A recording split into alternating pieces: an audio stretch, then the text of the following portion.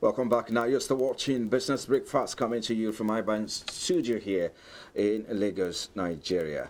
So let's begin now. Since the World Food Conference of 1974, the concept of food security has evolved into what is now generally agreed the standard definition, which was adopted during the World Food Summit in 1996.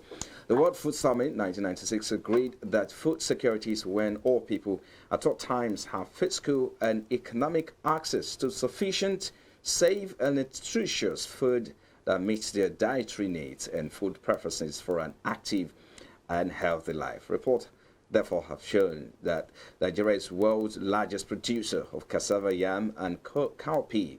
Yet it is a food deficit nation struggling to meet its own daily food consumption. More worrisome is that a big bag of brown beans now sells for around 100,000 naira. Now our focus therefore in this discourse is on the Nigeria Food Security Program and how to address the value chain gap.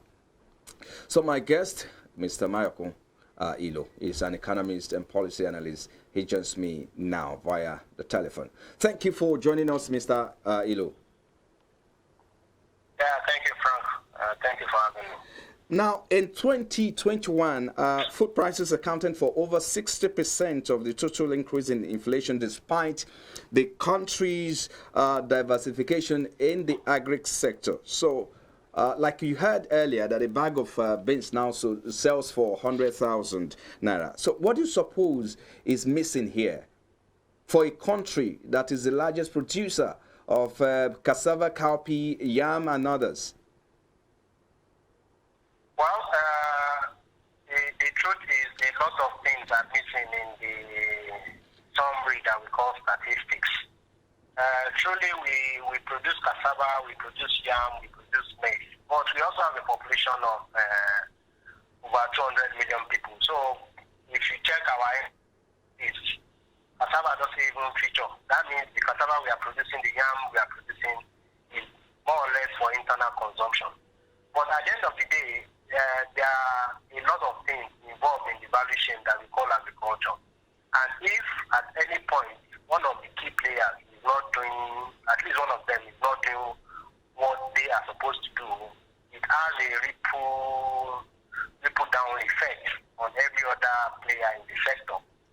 Look at beans, look at wheat, look at even cassava production, almost in the country now is having one challenge or the other with security. Some people have said Nigeria is virtually at war with itself. Some elements within the country are giving us a hard time as it is. So you can look at statistics up north. 100,000 farmers have left their farms, they have run away, they are maybe living in IDP camps now. And who does the farming?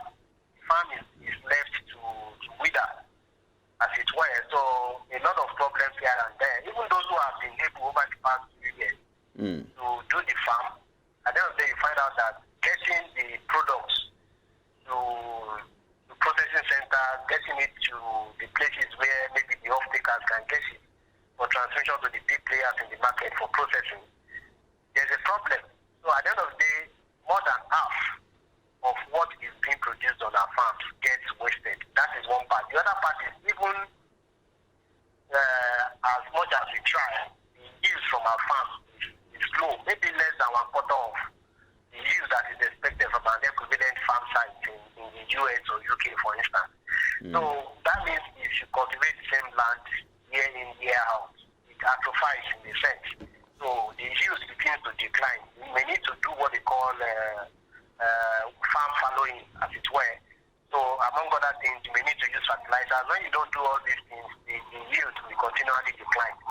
Let me quickly come in here, Mr. Ilo. This part of the world, among others. So we can go on and on as it were, but I'm sure you are getting my drift. Yes, exactly. Players, everybody is involved. You made mention of insecurity. We are part of the challenges the country is faced with now. You also talked about the fact that we need to produce internally. Isn't that what it's supposed to be? Looking at the fact that we don't even have enough to consume. Well, we have to produce for local consumption. production. At the same time, because of the principle of comparative advantage, we have to look at areas where we can earn income. Our secret is covered, if I can use that language, because we have crude oil to export. No country in the world has everything they need. So the problem is not whether we are importing. The problem is on the net, when you compare your imports and your exports, are you having a favorable balance of trade? The problem for Nigeria is no, we don't. For every 100 naira of goods that we are able to export to earn foreign exchange, Nigeria spends 370 naira to import food. Our biggest import bill on the Greek side is the fish. Meanwhile, we have Atlantic Ocean surrounding us. We have all these oceans. We even do this ceremony they do up north, something fish festival. The fishing festival in Aragon. Yes. Yeah, I remember. That's the one. So why can't we domesticate fish production? Now there's Brexit between UK and France. They have to agree. Okay, we have this bountiful fish ocean around us. How do we share the proceeds? There's a way you do fish farming that you put in seedlings like small fish and create a nursery for them. When they have reached a rate of survival, you dump them into the ocean so that your farmers, your trawlers can go and bring them up maybe after some weeks. You hear people talking about, okay, we have catfish farm, but the volume is not enough to sustain us. So we end up using our hard-earned foreign exchange to be importing fish of all things. We send abroad primary products and spend 10 times more to import finished products. Let me come in quickly. You also have it in Agri. Interesting points you've raised, and of course the advantage of also producing for export, which is also another big conversation there. But the concern at the moment is that the reason why the prices of commodities keep going up is the fact that we don't even have enough to consume locally. But if you have to access the level of food security programs or activities of the government going on as regard how to meet the target of food security in Nigeria, how far do you think we've gone in addressing that?